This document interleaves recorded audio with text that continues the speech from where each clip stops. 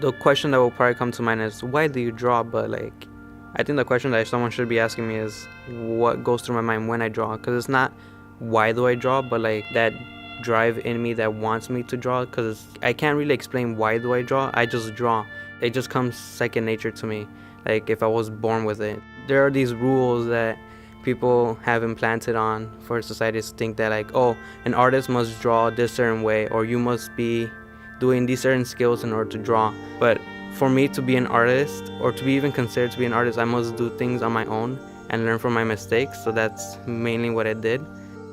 And looking back at my older drawings, especially when I was like 8 years old, they were pretty bad. And like people will be like, oh, but that's good. Like when I was that age, I drew stick figures. I'm like, yeah, but you see, like we are our own judgments, and we criticize ourselves more harshly than probably others criticize our work. So for someone else, my work probably looks good, but to me it looks bad because I cringe at certain details I don't really like. Yeah, I like my drawings, and I'm proud of every single drawing I draw because I get to see my progression over the years, and how certain little probably details that someone probably doesn't notice, I notice, and I think to myself, yes, I got better at it.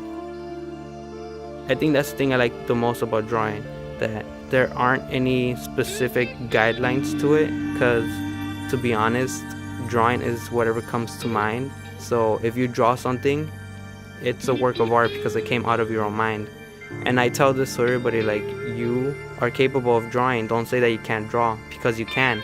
It's just a matter of the effort and how much passion you put into your drawing. Not necessarily hard work, but the passion. If you love your drawing, then the drawing will show itself. I remember in 6th grade when I broke my arm, I worked on this one project where we had to draw, I think, animals or something, and I just started drawing this monkey. And I had gym class and I broke my arm that same day, so I wasn't able to finish that drawing. And I look at the picture now and I figure like once my arm healed, I could have finished the picture, but I just look at the drawing and I think to myself, wow, breaking my arm, yeah, it was the worst thing to have ever happened to me. But afterwards, like when my arm did heal, I stopped drawing for a while, and it kind of sucked because it's like I didn't really do a lot in my free time. Like, yeah, I would hang around with my friends and play video games and whatnot, but what I really wanted to do is pick up a pencil and draw. And I never really got over the fear of my arm being broken and not being able to draw. So I had to find a way to get that passion back. And once I started drawing, like it just came second nature to me, and I started drawing better than how I did before my arm got broken. And I feel like for me, that kind of motivated me to keep on going no matter what happened, regardless of anything.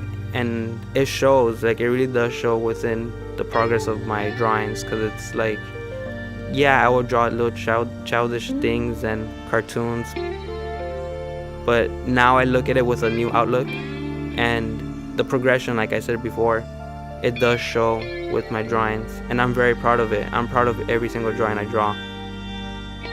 Going back to that idea of just showcasing your imagination or showing the world what you're capable of, and that in itself, it's motivation to just keep doing what you like to do.